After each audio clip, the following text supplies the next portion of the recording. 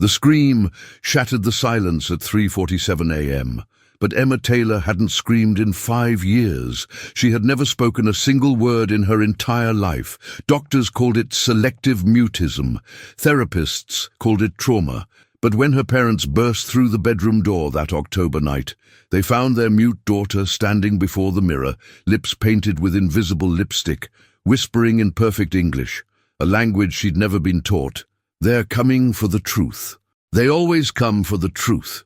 Her reflection didn't match her movements, and on the floor, drawn in red crayon, was a perfect architectural blueprint of a mansion that burned down in Los Angeles 63 years before she was born. Before we continue with what happened next, subscribe to our channel and tell us in the comments, what city are you watching from? Because what you're about to witness might be closer to you than you think. 3 months earlier, everything seemed normal. The Taylor family had just moved into their Victorian home in Portland, Maine, a house with history, the realtor said, though she never specified what kind. Sarah and Michael Taylor hoped the change of scenery would help their daughter. Emma had been silent since birth, communicating only through drawings and occasional nods. The first night in the new house, Sarah unpacked boxes in Emma's room, while the girl sat cross-legged on the hardwood floor, sketching. Sarah barely glanced at the drawing until she carried a box past it. She stopped. The sketch showed a woman's face, beautiful, haunting, with a distinctive beauty mark above her lip. The proportions were impossibly accurate for a 5-year-old. The shading suggested depth and soul. "Who is that, sweetheart?" Sarah asked, kneeling beside her daughter. Emma's blue eyes remained fixed on the paper. Her small hand reached for another crayon, read, and began drawing something else. Letters, slowly, methodically, N-O-R-M-A-J-E-A-N-E. Sarah's breath caught. Emma couldn't read. She could barely write her own name. Yet here were 2 words, spelled perfectly, in elegant cursive script that belonged to another era entirely. "Where did you learn that name?" Sarah whispered. Emma's head tilted, as if listening to something her mother couldn't hear. Then she pointed to the mirror across the room. Sarah looked. Nothing unusual. Just their reflections in the antique frame they'd found in the attic. But Emma kept pointing, her finger trembling now, and Sarah noticed something impossible. In the reflection, Emma's lips were moving, speaking. Yet in reality, her daughter remained completely silent. That night, Michael found Emma sleepwalking for the first time. She stood in the kitchen at 2:17 a.m., facing the refrigerator, hands pressed against the white surface, as if feeling for something hidden behind it. Her eyes were open but unfocused, moving rapidly like someone watching a film only she could see. "Emma?" Michael approached slowly, remembering what doctors said about waking sleepwalkers. "Honey, let's go back to bed." She didn't respond. Instead, she began tracing shapes on the refrigerator, curves, lines, symbols. Michael grabbed his phone and turned on the flashlight. What he saw made his pulse spike. Emma was drawing a map, streets, intersections, a specific location marked with an X. And at the bottom, written in condensed letters, 12305, 5th, Helena Drive. "Emma, what is this?" His voice cracked. The girl's hand stopped. Slowly, mechanically, she turned to face him. Her eyes were still unfocused, but her mouth opened, and for the first time in her life, sound emerged. Not words, a melody, haunting, jazzy, undeniably familiar. "I want to be loved by you. Just you. Nobody else but you." Michael's phone slipped from his hand and clattered on the floor. Emma's eyes snapped into focus.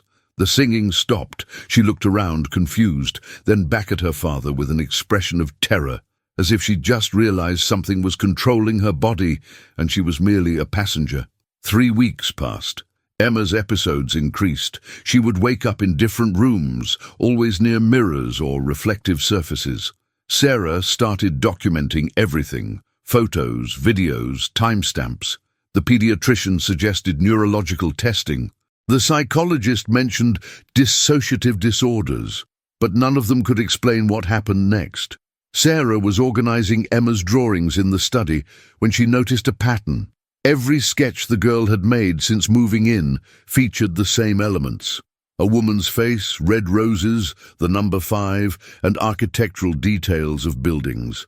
Sarah spread them across the desk like a detective analyzing evidence. One drawing showed a bedroom with specific furniture placement. Another depicted a white piano. A third illustrated a staircase with 14 steps. Sarah had counted them. Driven by instinct she couldn't explain, Sarah went to the basement. The previous owners had left boxes of old belongings, things from decades past. She opened a mildewed cardboard box labeled Miscellaneous 1962 and began sifting through yellowed newspapers, vinyl records and magazines. Then she found it, a Polaroid photograph, edges brown with age. The image showed a woman in a white dress standing in a bedroom. Sarah's hands began to shake. She pulled out Emma's drawings and held them side by side with the photo. The furniture matched, the window placement matched, the number of steps on the staircase matched. Emma had drawn this room in perfect detail. Sarah flipped the Polaroid over. Handwriting on the back, faded but legible. Last photo of Marilyn's bedroom, taken August 4th, 1962, one day before she died. The room spun. Sarah gripped the desk for support. This wasn't possible. Emma had never seen this photo. It had been buried in a basement box for decades, yet her daughter had recreated every detail with impossible accuracy. Sarah heard footsteps upstairs, small feet, Emma's feet, moving toward the bathroom. Sarah found Emma standing on the bathroom sink, face inches from the mirror, breath fogging the glass. But Emma wasn't looking at her reflection. She was looking through it, as if the mirror were a window to somewhere else. "Emma, get down from there," Sarah said, forcing calm into her voice. The girl didn't move. Her right hand rose slowly, finger extended, and began writing on the fogged glass. Letters appeared backward from Sarah's perspective, but she could read them. "I didn't kill myself." Ice flooded Sarah's veins. "Emma, who's making you write that?" Emma's head turned. Not her body, just her head, too far, at an angle that shouldn't be anatomically possible. Her voice emerged, but it wasn't a child's voice. It was deeper, feminine, laced with desperation and something that sounded like decades of grief. "They said it was pills. They said I was sad. But I had plans. I had a future, and they took it from me." Sarah screamed for Michael. The sound broke whatever trance held Emma. The girl's eyes rolled back, her body went limp, and she fell backward off the sink. Michael burst through the door just in time to catch her. They rushed Emma to the hospital. Tests showed nothing abnormal. Brain scans were clean. Blood work was perfect. The doctors called it a dissociative episode triggered by stress. They recommended child therapy and prescribed mild anxiety medication. But that night, while Emma slept in the hospital bed, the television in her room turned on by itself. Security footage later showed no one near the remote. The channel changed to a classic film station, and on the screen, in black and white glory, Marilyn Monroe sang "Diamonds Are a Girl's Best Friend" in the iconic pink dress. Emma's vital monitors spiked, her heartbeat synchronized with the music. And in her sleep, she smiled, not the innocent smile of a 5-year-old child, but the knowing, melancholy smile of a woman who'd lived an entire lifetime and was remembering every beautiful, terrible moment of it. Michael became obsessed. He researched for days, barely sleeping, filling notebooks with connections that seemed insane but couldn't be coincidence.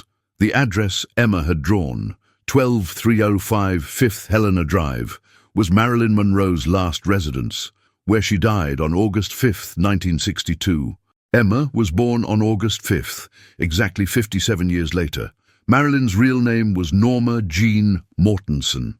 Emma's first drawing had spelled that name perfectly, but it was the birthmark that shattered Michael's last grip on rational explanation.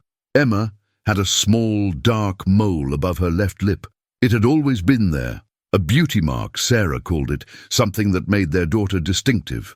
Michael pulled up photos of Marilyn Monroe on his laptop. His hands trembled as he zoomed in on the actress's face. The beauty mark, same location, same size, same distinctive shape, slightly asymmetrical, more prominent on the right side. Genetic coincidence, he muttered to himself, but his voice lacked conviction. He dug deeper, finding medical records through ancestry websites and public databases. Marilyn Monroe had been 5 feet 5.5 inches tall. Emma, according to her last pediatric growth chart, was projected to reach the exact same height. Marilyn had been left-handed. So was Emma. Marilyn suffered from endometriosis and difficulty conceiving. Emma's birth had been complicated. Sarah had nearly died from a rare placental condition that doctors said would likely make Emma infertile in adulthood. The parallels were mounting, transforming from curious similarities into a pattern that defied natural explanation. It happened on October 31st, Halloween night. Sarah was helping Emma into a princess costume when the girl suddenly went rigid, eyes widening, mouth opening in a silent gasp. She clutched her chest as if in pain, stumbling backward. "Emma!" Sarah caught her. "What's wrong? Where does it hurt?" Emma's lips formed words without sound, and Sarah read them with growing horror. "They're here. They found me. They always find the ones who remember." The lights in the house began to flicker, not randomly, rhythmically, like a heartbeat. The temperature plummeted. Sarah could see her breath. Emma's grip on her mother's arm tightened with impossible strength, nails digging into skin. "Tell them." The voice emerged from Emma again, that adult voice, that desperate feminine voice. "Tell them to look in the basement, under the floor, where the roses were planted. Tell them to dig." Then Emma collapsed. This time she didn't wake up immediately. Paramedics arrived. Emma's pulse was thready, her breathing shallow. They transported her with lights and sirens while Sarah rode in the ambulance, holding her daughter's small, cold hand. Michael stayed behind, compelled by something he couldn't name. He went to the basement with a flashlight and crowbar. The concrete floor was old, cracked in places. He searched for anything unusual until he noticed it. A section near the far wall where the concrete looked different, slightly newer, patched over. His heart hammering, Michael began to dig. The crowbar struck concrete with a hollow sound that echoed through the basement. Michael paused, sweat dripping despite the cold, and listened. The hollow sound meant something underneath, something empty, something waiting. He dug faster now, prying up chunks of concrete, scraping away dirt that shouldn't have been there. Fresh soil beneath a foundation supposedly laid in 1924. His hands bled, his shoulders screamed, but he couldn't stop. Emma's voice repeated in his mind, under the floor where the roses were planted. 20 minutes later, the crowbar hit something solid, but not stone. Wood. Michael cleared away more debris and found it, a metal lockbox, vintage, covered in rust and earth. His hands shook as he lifted it out. No lock remained. The mechanism had corroded decades ago. He opened it. Inside, a leather journal, a small jewelry box, and a sealed envelope yellowed with age. Michael opened the journal first. The handwriting was elegant, feminine, dated entries from 1962. He flipped to a random page and began reading. June 12th, they're watching me again. I can feel their eyes through the windows, through the walls. They think I don't know about the recordings, about the surveillance, but I know everything. I've known for months. They're afraid of what I might say, who I might tell about the secrets I've kept. Michael's pulse thundered. He flipped forward. July 28th. I've decided. I'm going to hold a press conference. Tell the world everything. The affairs, yes, but more importantly, the things I witnessed, the conversations I heard, the documents I accidentally saw. They'll try to stop me. I know they will. So I'm hiding this journal and the proof where they'll never find it. If anything happens to me, someone will eventually dig here. Someone always digs where roses are planted. The final entry was dated August 4th, 1962, the day before Marilyn Monroe died. It's happening tonight. I can feel it. They've been too quiet, too careful. My phone has strange clicks. A car has been parked across the street for 3 days. I'm not paranoid. I'm aware. If you're reading this, I'm already gone. And it wasn't suicide. Remember that. Remember me. And please, tell the truth I never got to tell. Michael's phone rang, shattering the silence. Sarah's name on the screen. His hand trembled as he answered. She's awake. Sarah's voice was strange, hollow. Michael, she's awake and she's speaking. Full sentences, perfect English. And she's asking for you. She says you found something. She says she knows you found it. Michael arrived at the hospital to find Emma sitting upright in bed, looking impossibly different. Her posture was wrong, too straight, too poised for a 5-year-old. Her hands rested in her lap with practiced elegance.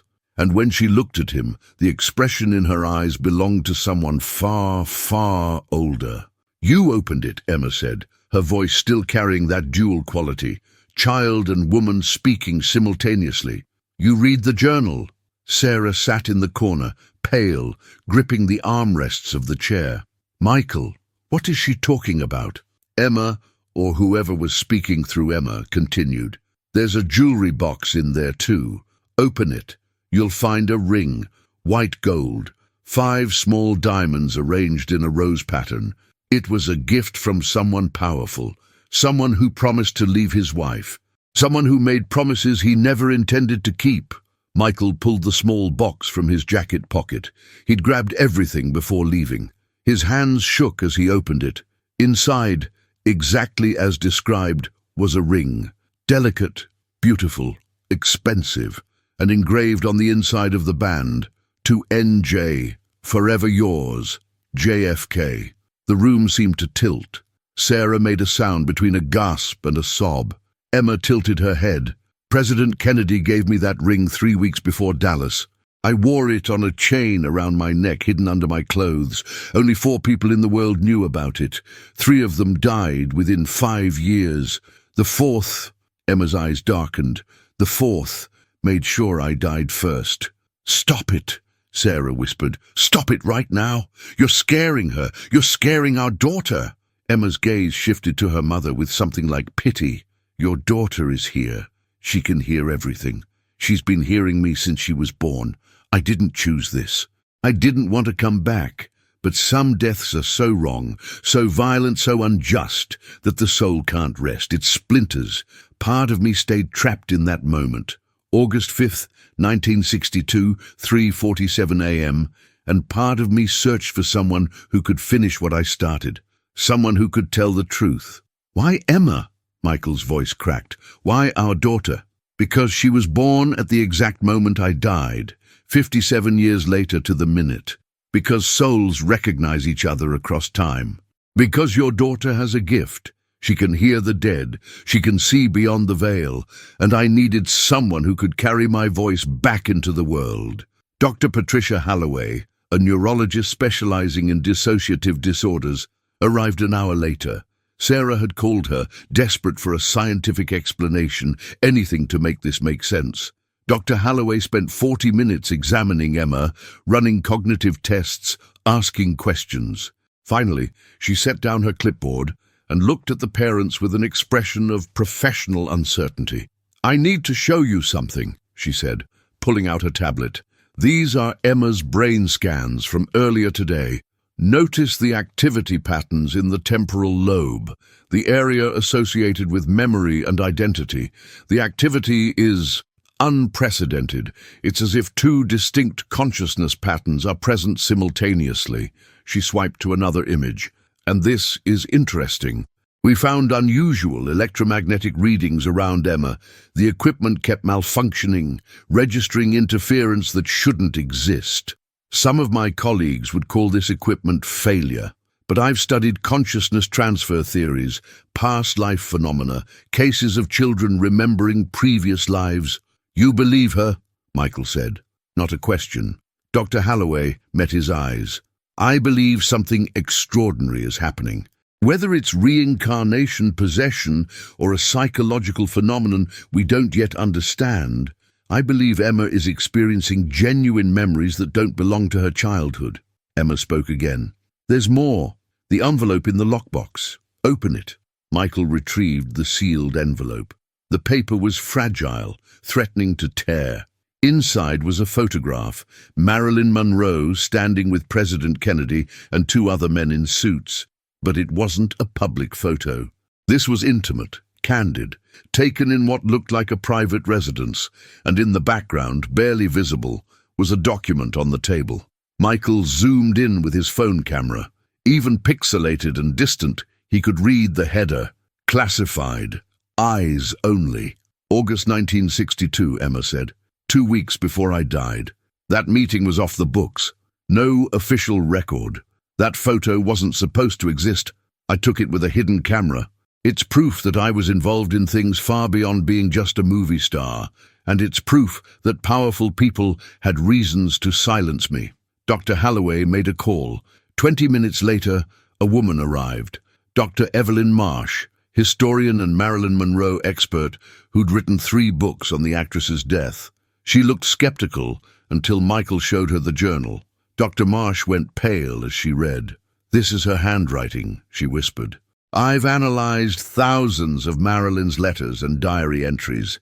This is authentic, but this journal has never been catalogued, never been seen by researchers.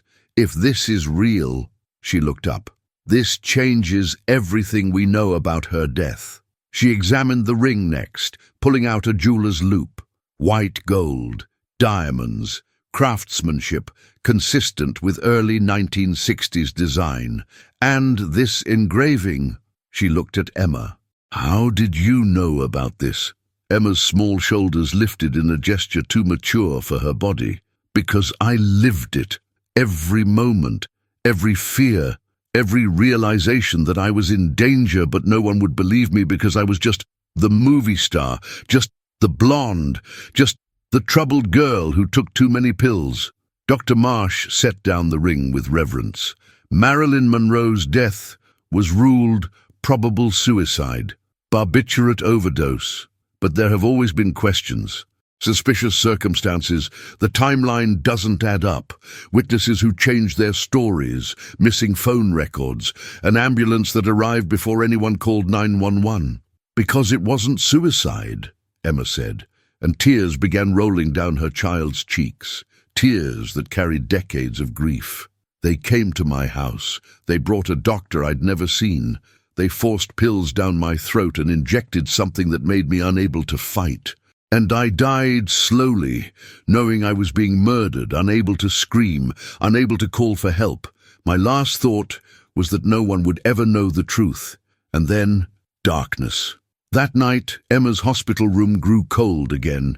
The machines began displaying impossible readings. Emma's body temperature dropped to 89 degrees, yet she remained conscious. Security cameras later showed orbs of light circling the room, and Emma began speaking in different voices, not just Marilyn Monroe's, but others. Men's voices, threatening voices.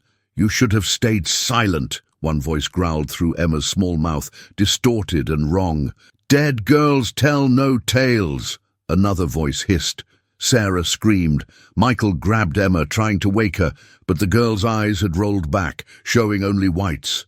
Dr. Holloway rushed in and began emergency protocols, but nothing worked. Emma was trapped in something between a seizure and a spiritual attack. Then the television in the room turned on. No one touched the remote. Static filled the screen. Through the white noise, an image began forming. A face.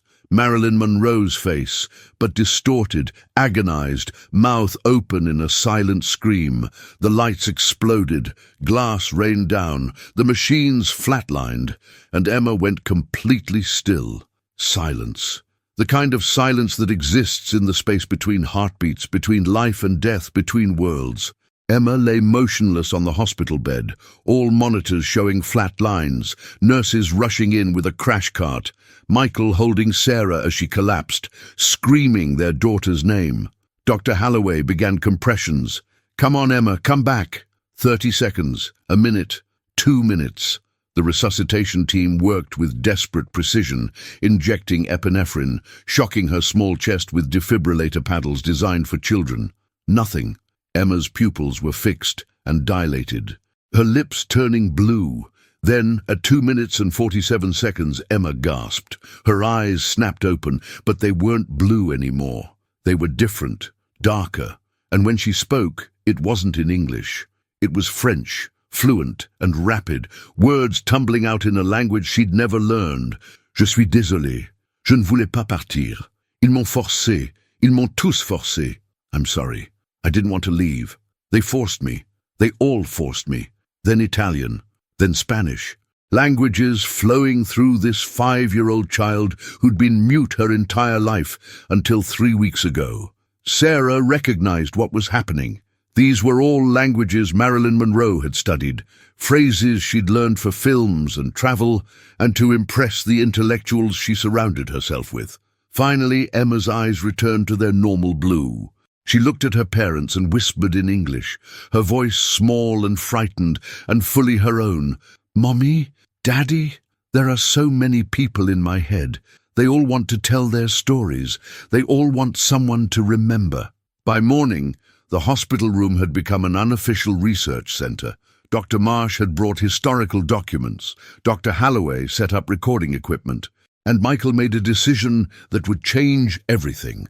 He contacted investigative journalist Rebecca Torres, known for her work exposing government cover-ups and cold cases. Rebecca arrived skeptical. She left 3 hours later as a believer.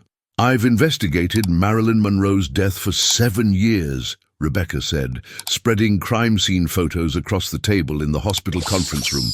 Official story. She died alone in her bedroom, doors locked from inside, empty pill bottles on the nightstand.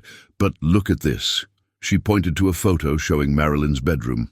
The pill bottles are perfectly arranged. People who overdose don't arrange their medication neatly. They're frantic, desperate, confused. She pulled out another document. And this, the autopsy report. It shows high levels of barbiturates in her blood, but almost none in her digestive system.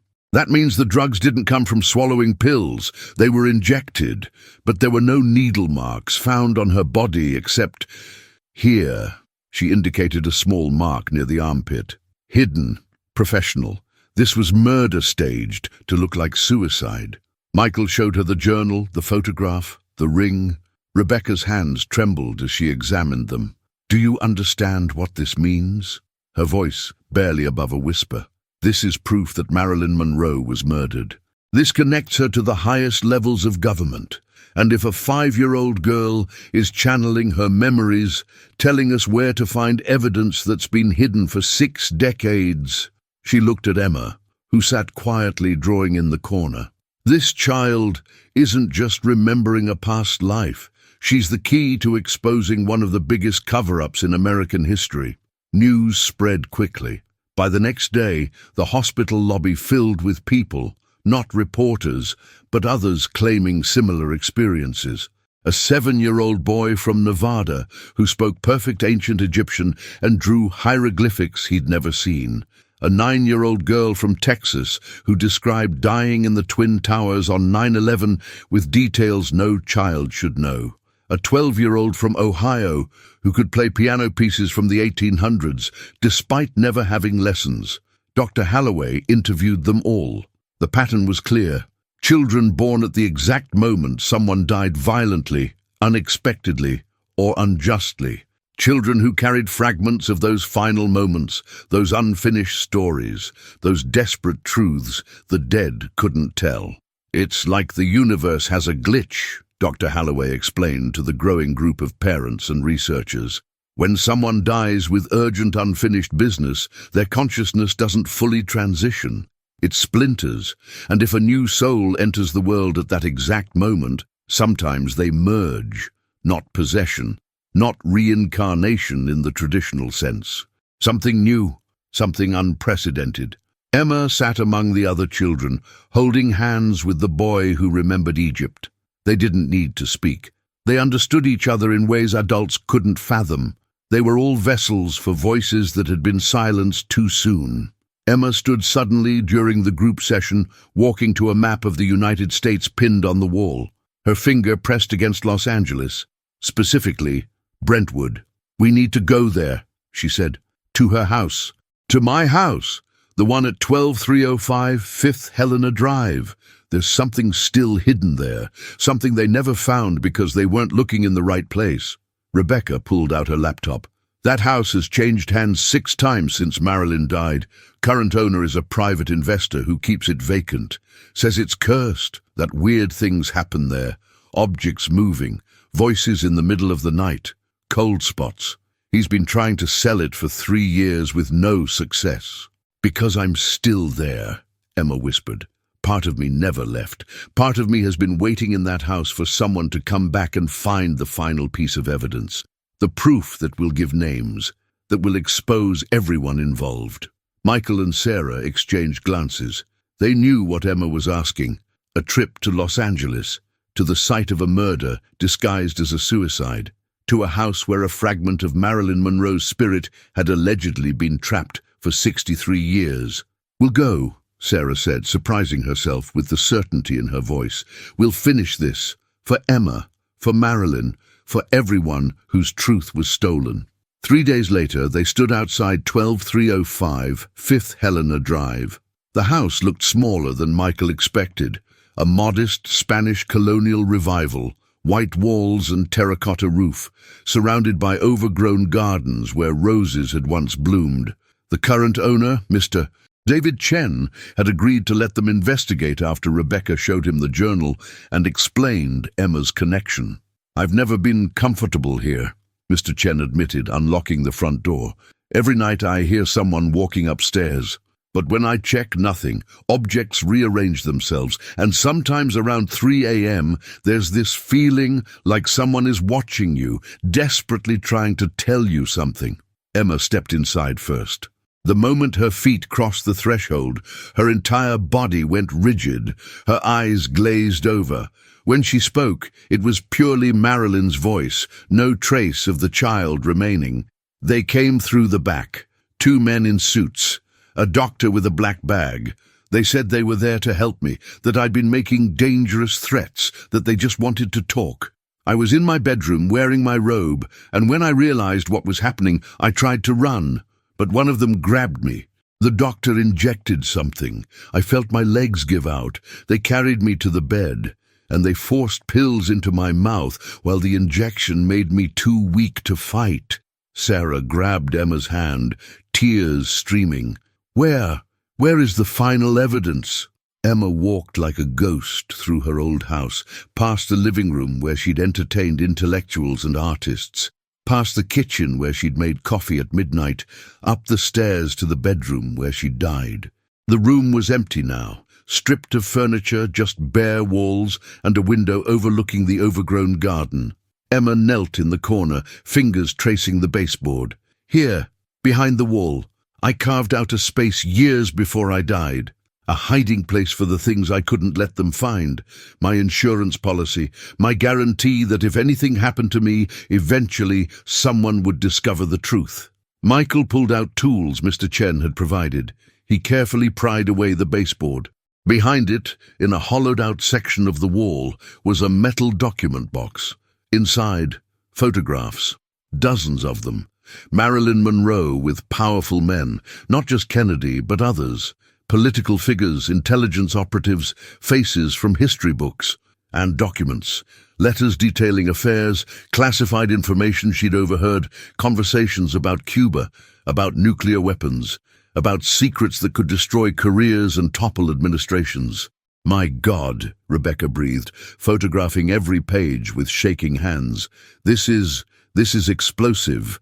This is proof that Marilyn Monroe wasn't just having affairs with powerful men. She was in the middle of an intelligence web she didn't fully understand.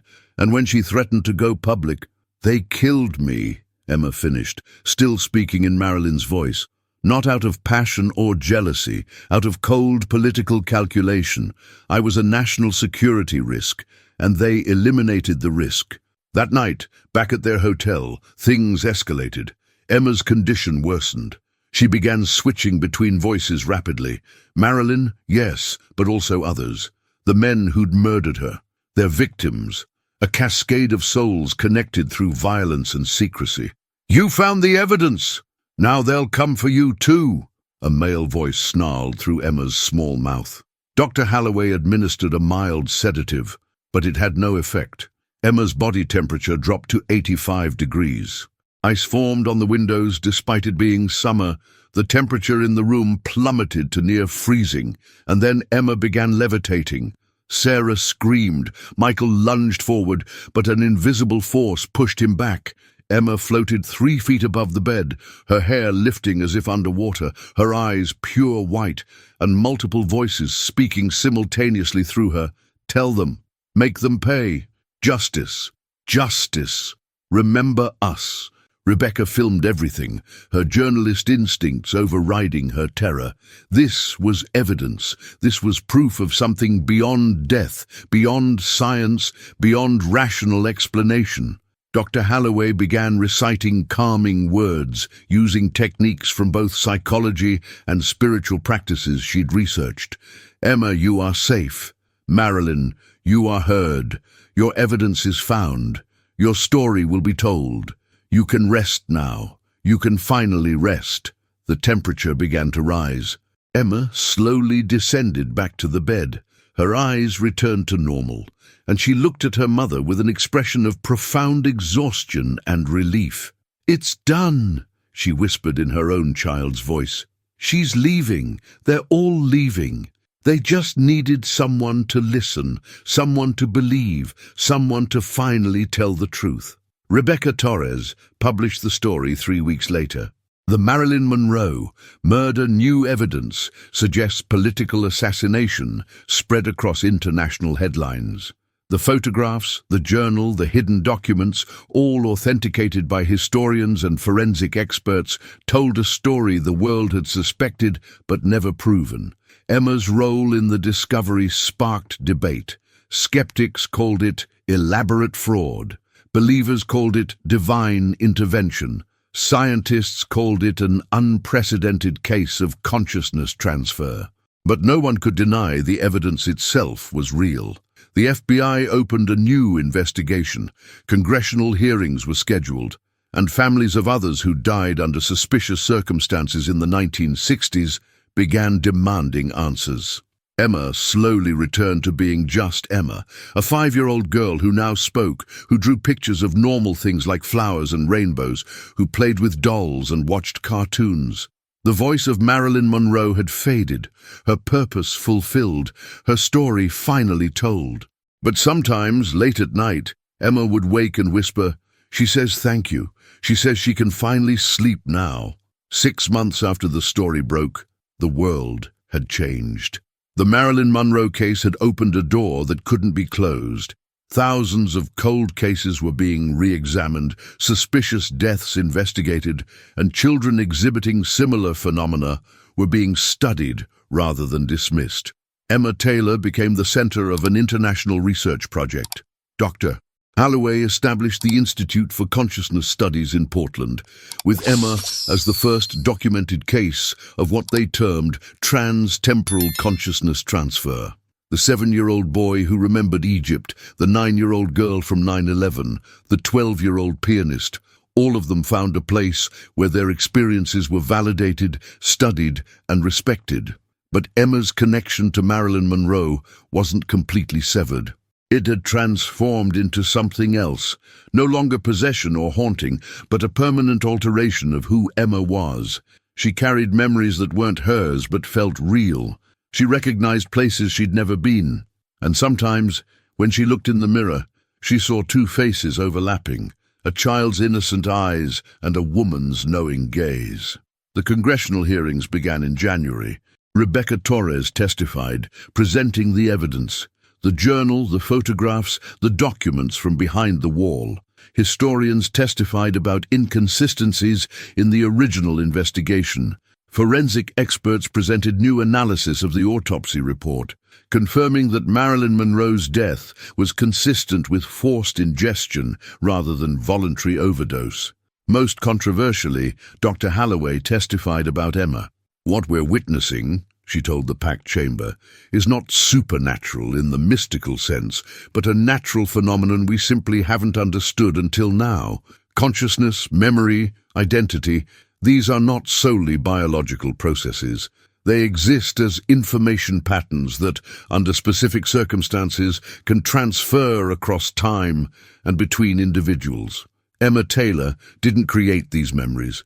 She accessed them. And in doing so, she gave voice to a woman who was silenced 63 years ago. The committee was divided. Some called for Emma to testify directly, to submit to government testing, to be studied by military intelligence.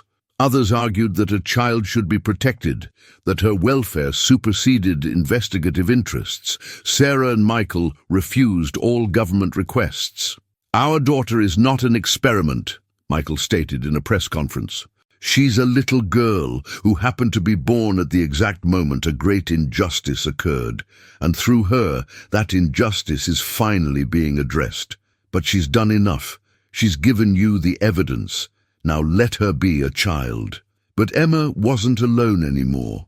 Children from around the world began coming forward, each with stories of impossible memories, skills they'd never learned, languages they'd never studied.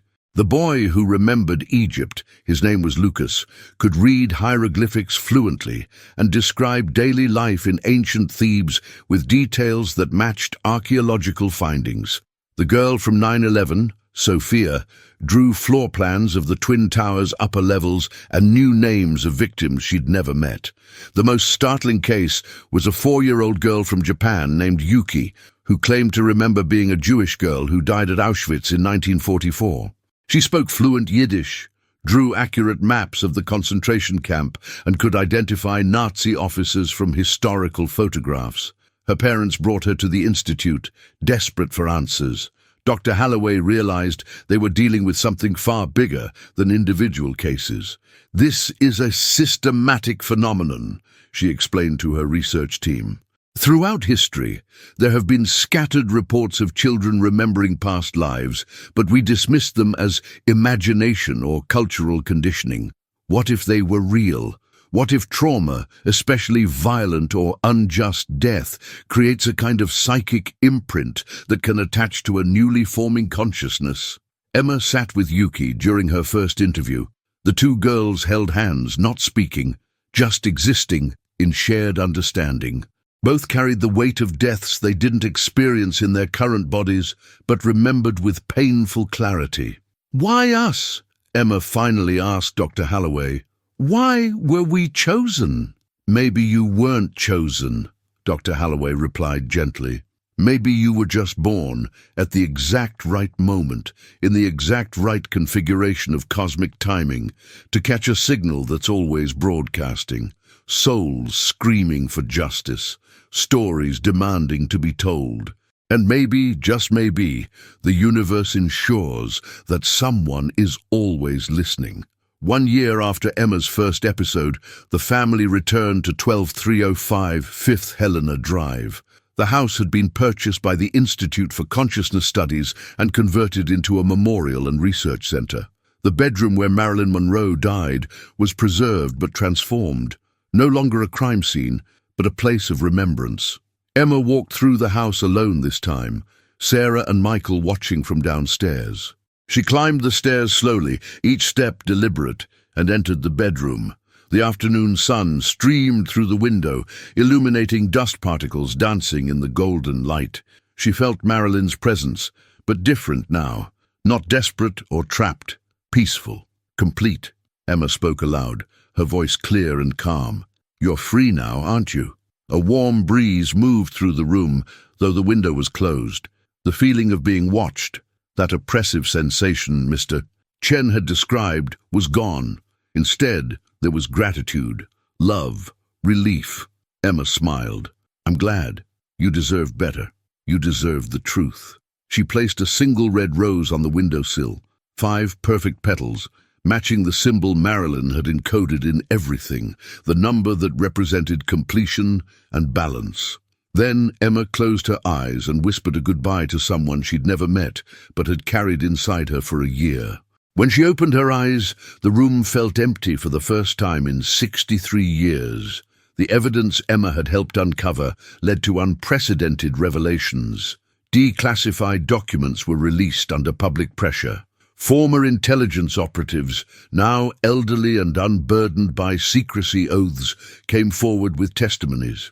Piece by piece, a picture emerged. Marilyn Monroe had been involved with President Kennedy and his brother Robert. She'd been present at private meetings where classified information was discussed. She'd overheard conversations about Cuba, about nuclear strategies, about political machinations. And when she threatened to hold a press conference and expose what she knew, whether out of anger over being discarded or genuine concern about government corruption, she became a threat that had to be neutralized. The murder had been sanctioned at high levels. Operatives had been dispatched. A doctor had provided the drugs, and the scene had been staged to look like the tragic end of a troubled starlet, a story the public was predisposed to believe. Rebecca Torres won the Pulitzer Prize for her investigative series, but she always credited Emma. That little girl did what armies of journalists and investigators couldn't do for 6 decades, Rebecca said in her acceptance speech. She gave Marilyn Monroe her voice back. And in doing so, she reminded us that truth doesn't die with the body. It persists, it waits, and eventually it finds a way to be heard. At age 7, Emma faced a choice. The Institute wanted to continue studying her, to use her case to legitimize research into consciousness transfer and help other children experiencing similar phenomena. But doing so would mean a childhood under constant observation, medical testing, psychological evaluation. Sarah and Michael left the decision to Emma. They sat with her in the garden behind their Portland home, watching butterflies dance among the roses Sarah had planted. "Do you want to keep doing this?" Sarah asked gently. "Helping Dr. Holloway with her research? Talking to other kids like Lucas and Sophia?" Emma was quiet for a long time, watching a butterfly land on her finger. She'd grown taller in the past year, her baby face lengthening into the features she'd carry into adulthood. That distinctive beauty mark above her lips stood out against her pale skin. "I want to help," she finally said, "but I also want to be normal, to go to school and make friends and not be the girl who was Marilyn Monroe, because I'm not her. I'm me, Emma. I just borrowed her memories for a while, long enough to finish what she started." "So, what do you want to do?" Michael asked. Emma smiled, a child's smile, pure and free from the shadows that had haunted her for so long. "I want to do both, help sometimes, be normal other times. Is that okay?" They agreed. Emma would work with the Institute part-time, helping other children understand their experiences, participating in non-invasive studies. But most of her time would be spent being exactly what she was, a 7-year-old girl with an extraordinary past and a completely open future. 5 years later, at age 12, Emma Taylor gave her first public speech at a conference on consciousness studies. She stood at the podium, no longer the small, fragile child who'd once been mute, and spoke with confidence. "People ask me if I really was Marilyn Monroe. The answer is complicated. I carry her memories. I feel her emotions. I know things about her life that I couldn't possibly know through normal means. But I'm not her reincarnation. I'm not her ghost. I'm Emma." And somehow, for a brief period of time, Marilyn Monroe's unfinished story found a way to exist through me so it could finally reach completion. What I learned from this experience is that death doesn't end our impact on the world. The truth we leave behind, the justice we seek, the love we give, these things persist. They echo forward through time, and sometimes, when something matters enough, when an injustice is profound enough, the universe finds a way to correct it. I don't know why I was the one to carry Marilyn's voice. Maybe it was cosmic timing, maybe it was random chance, or maybe some part of my soul recognized her call across the decades and said, "Yes, I'll help you. I'll be your vessel. I'll make sure the world knows what happened." What I do know is that there are countless other stories like hers, countless voices silenced too soon, countless truths buried by people who wanted to control the narrative. And my hope is that by telling Marilyn's story, we've opened a door for others to be heard too. The dead aren't as silent as we think. They speak through evidence, through inconsistencies, through children who remember things they shouldn't know. And if we're brave enough to listen, really listen, we might find that history isn't as settled as we believed, that justice even delayed by decades, is still worth pursuing. And that some secrets, no matter how deeply buried, will always find a way to surface. The auditorium erupted in applause. Emma smiled, that knowing smile that sometimes flickered across her face, that blend of childhood innocence and ancient wisdom. She thought she felt Marilyn's presence one last time, a warm whisper of gratitude and pride. And then it was gone, truly gone, released, free. But the story didn't end there. Because 3 months after Emma's speech, something extraordinary happened. A woman contacted the Institute, elderly in her 80s, claiming to have been Marilyn Monroe's housekeeper in 1962. She'd kept silent for 6 decades out of fear, but Emma's story had given her courage. She brought with her a film canister, sealed since 1962. Inside was a reel of 8mm film that Marilyn had asked her to hide and never reveal unless certain circumstances occurred. When they played the film, the room fell silent. It showed Marilyn Monroe sitting in her bedroom, speaking directly to the camera. The date stamp read, August 4th, 1962, hours before her death. "If you're watching this," Marilyn's voice said, clear and determined, "then I'm dead, and it means I didn't die from taking too many pills because I was sad. I'm making this recording because I believe my life is in danger. I'm going to list names, dates, and information that powerful people don't want revealed. I'm doing this because if they kill me, I want the world to know it wasn't suicide. I want the truth to survive, even if I don't." For the next 15 minutes, Marilyn Monroe detailed everything: affairs with political figures, classified information she'd overheard, threats she'd received, evidence she'd hidden. It was her insurance policy, her final testimony, her voice from beyond the grave speaking literal truth that no one could dispute. When the film ended, Emma was crying. Not sad tears, tears of vindication and completion. She knew, Emma whispered. She knew exactly what was going to happen, and she made sure that someday someone would tell her story, even if it took 63 years and a mute little girl born at the exact moment of her death. Epilogue. Today, Emma Taylor is 20 years old, studying forensic psychology at university. She works part-time at the Institute for Consciousness Studies, helping children who experience what she experienced, memories that don't belong to them. Voices from the past seeking justice. The beauty mark above her lip has faded slightly, but remains visible. Sometimes she catches herself posing in front of mirrors with a tilt of the head that belongs to another era. And occasionally, late at night, she hears a voice, not intrusive or frightening, just familiar, whispering, "Thank you." The Marilyn Monroe case remains one of the most studied examples of consciousness transfer in history. The evidence Emma helped uncover led to a formal acknowledgement by the US government that Monroe's death warranted reclassification from probable suicide to suspicious death, possibly homicide. Several formally classified documents were released. Apologies were issued to her surviving family members, but more importantly, Emma's story changed how we understand death, memory, and the persistence of consciousness.